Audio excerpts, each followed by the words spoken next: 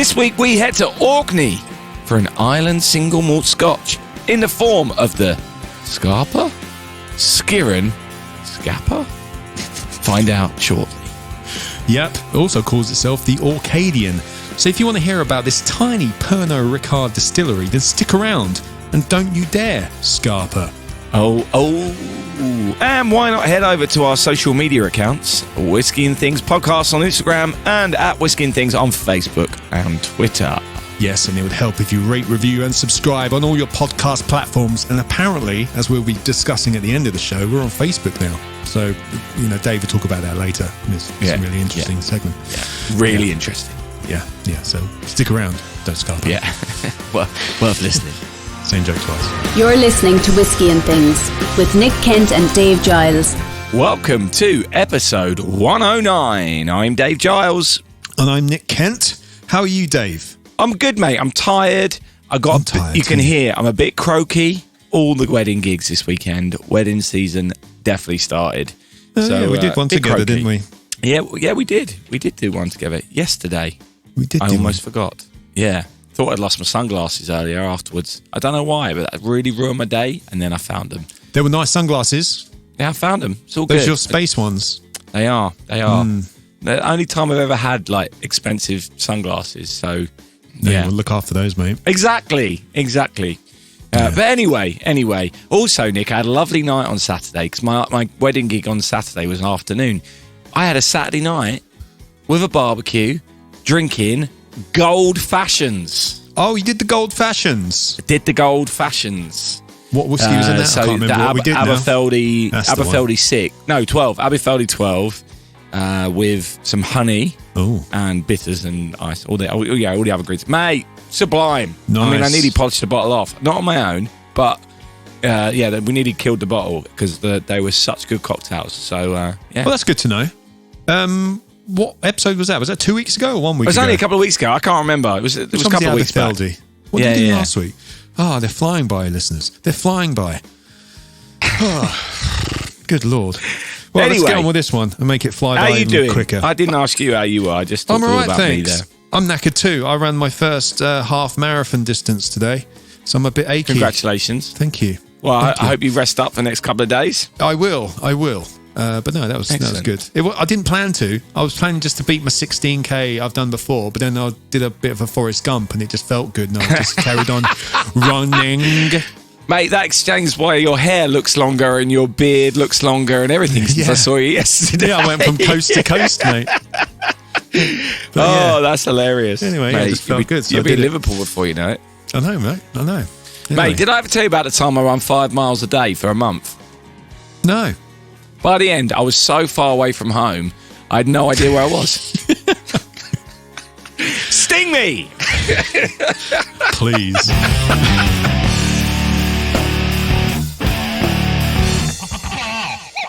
You weren't expecting that, were you? You weren't expecting a joke there. I just rolled my eyes at Dave, everyone. He just rolled them straight back. Oh, we're on fire! We're on fire! Well, if you've put the bar, you've set where the bar is, so I'm just going with it. Amazing. Anyway, this week's whiskey. How do you think this is pronounced, Dave? I'd like to look it up. Scapa. There's no R. I know, but it's pronounced Scarpa for some reason. Fair enough. Normally, people north of Milton Keynes tell you off for putting an R when it's just an A. Like Bath. Yeah, exactly. Bath. We've both heard all the criticisms of us Southerners from the Northern folk about how we speak wrong and all that kind of stuff. So I would have said Scapa was the or Scapa. Correct. But it's Scapa. Yeah. SCAPA, everyone, but it's pronounced Scarpa. We're doing it's called Scapa, the Orcadian. We're doing the Skiren, single malt Scotch whiskey. Skiren is an adjective, apparently. Oh, yeah. Old Norse, glittering, bright skies. That's what it says on the bottle. This is 40%. Oh, it's got batch numbers and everything. I was just about to say, we got the same batch number. Mine's SK18. Oh, SK19. Hello. Ooh. Okay. And that surprised me, actually, because this seems like kind of a run-of-the-mill, owned by a massive company, only one bottling available kind of... Yeah. You know what I mean? Yeah. Core thing. It just seems to be like a token whiskey they've released. I mean, even the bottle is very Glenlivet, right? Yeah, it's pretty standard. There's not much on the bottle, apart from, the normal marketing. Inspired by Summer's Bright, Glittering Skies, etc. Yeah, so it's the exact same words. Yeah. Yeah, which is like a centimetre above it. Which is odd, bearing in mind the different batches. You would think, I mean, are they that good at recreating the last batch? Probably. It's a very small distillery, very skeleton crew. It's up in Orkney, the Orkney Isles, hence the Orcadian, which I didn't know. That's what someone from Orkney is called, apparently. So I've got 100%, like my bill thing next to the batch number, it also says 100% first fill. Does yours? Yes, that's to do with the casks. It's 100%. It's first fill American casks. Hand selected and bought from Tennessee and Kentucky. It's ex-bourbon, basically. It's not virgin oak. It's ex-bourbon cask first fill. Yeah, right. And, okay. Yeah, so yeah, it's now annoying that we didn't exchange samples of this to see if they're the same. I wouldn't say my palate was that amazing to tell the difference, but yes, well, we should have looked at that. Well, you might be able to. If they were glaringly differently. Do you know what I mean then? But they might be massively different, is my point. They're different batches. Yeah, maybe. Well, we'll do that another time. We'll do an update, everyone. We're doing any other business. Yeah, oh, great shout. So, yeah. So, Nick, when I come and visit you, Nick, in June, I'll bring this bottle and we can do a little AB. There we go. Right. There you go. Job done. 100% malted barley, double distillation, owned by Pernod Ricard. And, yes, where are we? And that's why I'm not wearing a hat today, mate, because I wanted to do my best Jean-Luc Picard. Is that why? Oh, yeah, do your face palm. Absolutely. No. Yeah, exactly. It's great for great for a podcast. It's great for a podcast. Yes. It's on mainland Orkney. Where are we? It's near the town of Kirkwall. And it's the second northernmost whiskey distillery in Scotland. Wow. It's half a mile, or 800 metres, apparently, south of the Highland Park distillery. It's up there. They say it has a hint of tropical fruit, citrus, and coastal heather. Now, the coastal heather is one thing we've learned ages and ages ago, is in the peat of the Orkney, because they have heather there, so they have slightly... this isn't a peated version, though. They do a peated version, or they did do a peated version, but I couldn't find it on any shops anywhere. It was called the Glanza, is a peated version of this. But there we go. Founded in 1885 by McFarlane and Townsend. They were Glasgow blenders. It was destroyed by fire in 1919, but was saved by nearby sailors of the remaining Grand Fleet, forming a human chain carrying buckets of seawater to extinguish the fire. There we go. Wow. Over many years, it was purchased by Pernod Ricard. They commenced kind of distilling this version in 2005. I think they did. So there was all kinds of other, going in and out of people's businesses. It's really boring. You sound thrilled. No, it's like, oh, you want me to say it? The distillery was acquired by Hiram Walker and Sons Limited, now part of Pernod Ricard, then rebuilt, etc. There we go. Yeah. I'm with you. You're with me. Yeah, I just opened a bottle, mate. Lovely, very satisfying cork pop. Oh yeah. Good bottle top. Nice wooden stopper with some cork. The instant smell from the bottle is very nice. It's that very fresh. Christmas cakey, fresh and fruity. Yeah, absolutely. Oh, I'm enjoying that. Automatically, just straight from the bottle, it came out as I pulled the cork out. I was like, oh, that's a lovely smell. It's got great colour, this as well, Nick. It has. It's a good, rich colour. Yeah. I think it's chill filtered. I don't know about the colouring. It wouldn't surprise me if it did, annoyingly, because of the... Yeah, I know. Okay, I understand. I understand the feeling behind that, just because of everything else we've just talked about. Yeah. This was a present from my dad. Yes. 2 bottles, so I gave one to Nick. Thank you very much. My thought process was, I drink all my whiskey with Nick, so half of it's going to go to Nick anyway. give him a bottle. Yeah. I know. I won't drink this unless you're around. How about that? Yeah. Well, there you go. You gave me a bottle last year and a bottle this year, so that would explain the different batch numbers. Did he just forget? Oh, yeah, it's a year. Yeah. Yeah, I think he forgot at Christmas that he'd got it for me the Christmas before. Because what's interesting about it, and particularly the box you're holding, Nick, is the colours and the branding is different from normal traditional whiskey, right? So it would stand out on a shelf, I think. Yeah, it's very kind of it's got green and blues. It's very what's that? Grass and sky. I'm putting it down to. It's quite contemporary, isn't it? It's quite a modern look with the logo is quite modern. The box is quite modern. I like it. I do like it. Yeah. It's nice. It's kind of a cool square box with an unusual kind of top. Nice plastic top on the top. On the top, not on the side. Everyone, the top is on the top. Are you sure? Of this one. Are you sure that's not the bottom? Hang on, let me turn it upside down. No, there's a barcode on the bottom. Right, yeah, that makes sense. Which is definitely the bottom. Okay, cool. Yes. I'm glad we saw that. Nick, just out of curiosity, mate, this seems like a tall bottle. Does it fit on your shelf? And, in fairness, mate, in fairness, I'm kind of feeling we may need to add a question to our scoring system. Does it fit on Nick's shelf? Oh, no. Oh, no. No, it doesn't. I have to go searching around in my cork tin again. Oh, my God. Well, it is wood, so actually you might be able to... Well, it looks like wood. It feels like wood. You might actually be able to take some sandpaper to it. Oh, the pain. You're listening to Whisky and Things. Anyway, mate, I've just had a little taste, and you know what? This is super fruity. I'm getting like pears, pineapple. There's a definite pineapple. Sweet shop vibes as well. Oh, it's quite dry. Pleasant, isn't it? It's not very sweet. It's dry for me. That's really interesting. It's spicy and dry. Kind of honey. It's honey. But I know definitely honey's dry. sweet, but, like a honey sweet, not a sugary sweet. It is doing the thing I like of opening up all my saliva glands. I know that's a lovely thing to talk about, but my mouth is tingling. And for a whiskey that's only 40%, that's quite an achievement, I would say. Normally I get that sensation with higher ABV, but it's not. I'm not getting an ethanol burn. Are you getting ethanol-y vibes from it? I'm not. It takes a few seconds for it to start, for me to feel it in the mouth. Oh, mate, this is very pleasant. It is pleasant. I have no complaints about this whatsoever. No. They call themselves the Orcadian. Apparently that's what you call people from Orkney. They're tough islanders with gentle souls, Dave. Interesting. Yeah, their remoteness gives us... Well, I've tried to change the person on this. I'm just going to read it how it sounds. We are tough islanders with gentle souls. It was really hard to change that. Our remoteness gives us a strong sense of community and a proud sense of identity. Orcadians are not given to bragging, and neither is Scapa Whiskey, preferring to let the distinctive character of our single malt speak for itself.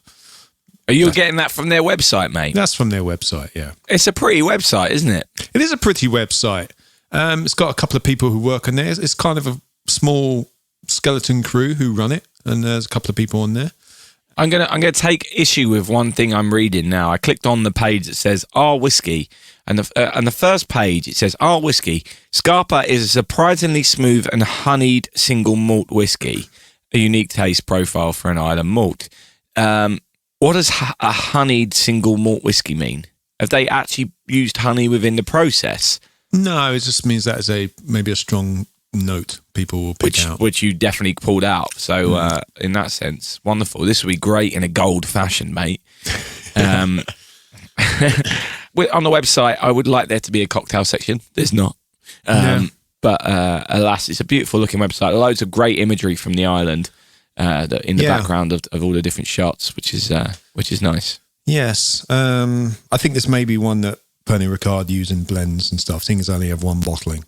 You put it elsewhere in different things. Other bottlings they have, like it's been around a few years, before when it got refurbished, etc. Before they started this kind of modern look and modern bottling. There's some 90s kind of 12-year-old versions going online for between £275 to £300 a bottle. And there's a 10-year-old from the 90s, which is about £500 a bottle. So the more kind of classic bottlings are out there. People want to pick those up. And as I said, the Glanzer, I think it's a peated one. I couldn't find it on the shop anywhere, but it is out there again. Maybe they just decided to scale down and just have the one bottling. But there we go. Yeah. So let's think about this in terms of value for money as well, Nick. While we're talking about what are we looking at here? I'd be disappointed if it's much over 40 quid. This seems like the kind of bottle, because you don't see it very often. It's not going to be super cheap, but it's not going to be the higher levels of like over 50 quid, 60 quid, 70 quid. So I'm thinking, I'd be disappointed if it's over 45, but I would like to think you could probably get it for 40. Am I in the ballpark? Yeah, you're in the ballpark. It's 40% as well. It's kind of standard. We're talking, it's £41.95 on the Whisky Exchange. So. Okay, right. So, right in that bracket I talked about then. Yeah. So, I mean, I don't think that's bad value for money. I think it's fairly reasonable price for a whiskey like this. I mean, it's good solid whiskey, isn't it? I think it's not blowing me away, but, it's a nice tipple. Wouldn't spit it out, as it were. And I think it's a nice gift for a whiskey drinker because, as we talked about, the branding, all that, slightly different. And it's very drinkable. Not a hint of peat or anything like that, which is... or smokiness, and you normally always associate island whiskies, Highland, all the islands of Scotland, with an element of that peatiness or medicinal or whatever it is you want to use. And I'm not getting any of that, are you? So that makes it a slightly different experience, I guess. Yeah, I'm enjoying it. Should we do some scoring? Let's do that. Why they ever let two Englishmen have a whiskey podcast, I'll never know. Okay, well, I'm surprised, Nick. I'm surprised. It's a little bit lower than I thought it was going to be. Yeah. The opening statement you said when you first tried it was, I've got nothing to say bad about this. Yeah, nothing bad, but it hasn't blown me away on things. I think mainly it's lost points for me in the, would I buy one for my own collection? Would I gift it for someone? For 40 odd quid, I'd probably go for something else. I don't know. You can get probably a nice Highland Park for that if you're going for your Orkney kind of thing, or if you want. Yeah, but I don't think this is. I think this is a different thing. I mean, as we spoke about, I think Highland Park is that smokier thing. So I wouldn't base it against that. I would. No, I'm just thinking there's other things on the shelves I'd probably rather spend 40 quid on. That's fair enough. But there we go. That's the thing. It's not bad, but in with those questions, I would spend 40 quid on something else. So Nick has given it 42.86%, and I've given it 60%, which is a combined total of 51.43%, which puts it above the Beaumont 12, above the Gordon MacPhail Kalila 13, below the Epicurean, which is on 60% in total. So it's still early days to know where that fits. Yes. But yeah, I think anything combined over 50 is something I drink again happily. Do you know what I mean? I think our questions make our scores low, as we spoke about many times. Anyway, I think I actually quite like this bottle, and I'm looking forward to drinking it some more. This is my kind of whiskey, though. The flavour profiles. This is more the kind of thing that I like compared to something that you would like. Do you know what I mean? Yes. I think it's no surprise that I've scored this higher than you, which hasn't happened often. But it's only the second time that's happened. So, yeah, I don't think that's a surprise. I'm usually very generous. Yeah, I think it's just the price for me. I'm not complaining about it. It's very nice. But if I was to spend 40 quid on something, I might buy something else. That's pretty much what those questions have come down to. Well, there's two that I'm surprised that you, like. The does it taste great and is the aftertaste great? You didn't give it a point for. Yeah, the aftertaste is a bit. No, it's not amazing for me. The great word again. It's the great word for me. Yeah, that's fair enough. Fair enough. Whereas I thought it was quite nice. I thought it was really quite nice. Yeah, I love the smell and I love the initial taste. It's kind of cooked pineapple, which is what I'm enjoying, and the honey. But later on, it trails off a bit. But fair enough. Fair enough. All right, mate. Well, should we start wrapping this up then? Should we do a little sting? Whiskey. Yeah, why not? Cheers. Whiskey. Whiskey. All right, buddy. Well, have you got any other business? I don't have any other business. You got any other business? Have I got any other business? I don't think I do at the moment, actually. Kind of covered it at the start, didn't I? Me cocktail night. So, We did. I'll tell you what was interesting about. I'll just go back to it. Yeah. Obviously, we make an old fashioned using a load of ice, right? So I was like putting some honey in. It's not on a spoon, like actually like pouring some in or squeezing some in. The old squirty bottle. Yeah. And then as I was stirring, the honey was then, because obviously it was freezing cold, the honey was actually clinging to the spoon. Oh, I bet. Yeah. Did it get like crystallized and stuff? It didn't. It didn't, but it may have got to that point. But I just found it really interesting. I'd put a normal spoon in with nothing on, and because there was honey in there and it was cold, it kind of was attracted, almost magnetized to the spoon. I'm sure there's some logical science behind that. I just don't know what it is. But that was one interesting point. If you know, you know. Science. If you know, you know. Put it in the comments. Wherever Please they are. do. Yeah. Message us on Instagram or something. Yeah. Hey, also, actually, I do have any other business, mate. Okay. So, yeah, you just reminded me, actually, we said with the in the comments thing. So recently, Facebook have started doing podcasts. Now, what I mean by that is if you look on our page, on mobile only, you should find a tab at the top of our Facebook page, which, Nick, is... Whiskey and say Things. It every week. I know. I can't even say it. Whiskey and Things podcast on Instagram. Whiskey and Things. Hang on. Let me check. Oh, God. Yes, you were right. Whiskey and Things on Facebook and Twitter. There we go. Excellent. So, if you go on mobile, especially if you're in America, this definitely works. In the UK, it works as well. There should be but it's not really working that well on the UK ones at the moment. But in America, it definitely works. There is now a way you can subscribe and watch and listen to, listen to our podcast on Facebook, which is cool. So that's now getting posted to our page when we upload, right? Which is nice. The issue is, if anyone was to comment on that, we can't reply. There's a weird anomaly at the moment where they've not fixed that. So cheers, Facebook, for trying to help us reach these people that have liked our page, but at the same time, making us look a little bit rude. So if you have seen those posts and put a comment underneath, sorry.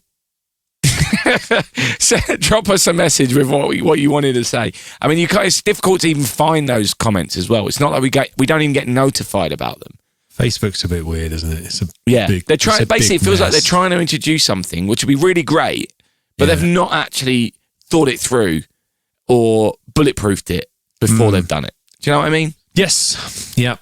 They've just rushed it out. Rushed it out. Put it into the metaverse before it was ready. Yeah. Yeah. You don't want to do that. You want to age. Anyway.